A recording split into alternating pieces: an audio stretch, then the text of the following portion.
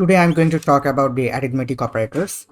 So for showing you some arithmetic operations, I can show you some typical ones like addition, subtraction, multiplication, division, and the modulus operator.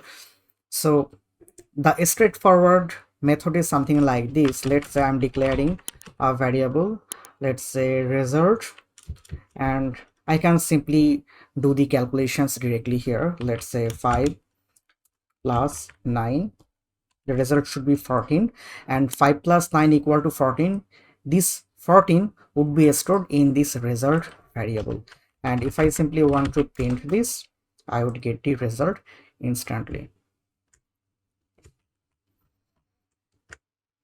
And the same process can be applied for subtraction, multiplication. For multiplication we use this star type of symbol, but we call it asterisk symbol, and for the division we use the forward slash.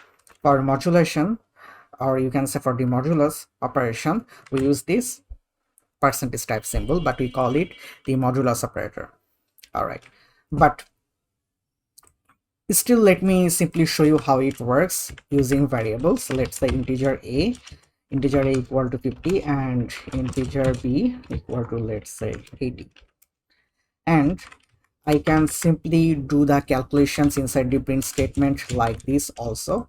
So here a plus b, 50 plus 80, the answer should be 130, and 130 would get printed right here. If I simply run this, you see it, right? So I can also do the same type of thing, I mean calculation, inside this print statement, let's say for the subtraction, for multiplication, and for the other things as well. And I can also use another variable to calculate this, and I can later print that variable. All right, so let's say integer result equal to a plus b, and if I simply print this, then I would get the result. And let's say, let me simply change the name so that it would seem nice to understand how it works. Addition, the addition like this, and let's say integer subtraction equal to like this,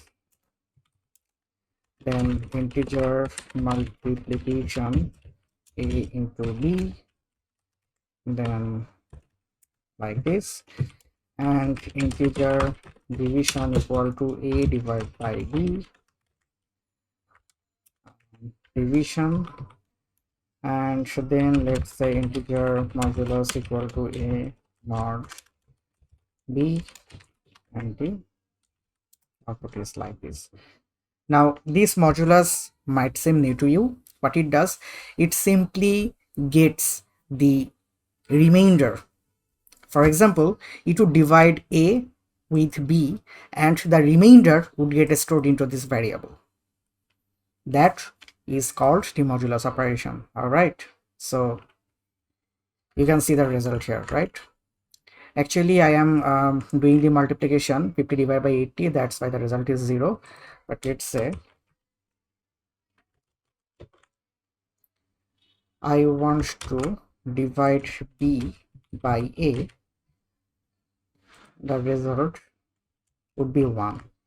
But we know for a fact, let's say if I divide 80 with respect to 50, the result should be 1.6. So why I am getting only the round number? Because here Java says that we are dividing an integer number with another integer number, so the number, I mean, so the result, or you can say, so the output must be an integer.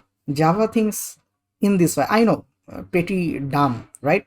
But whatever, this is in the system.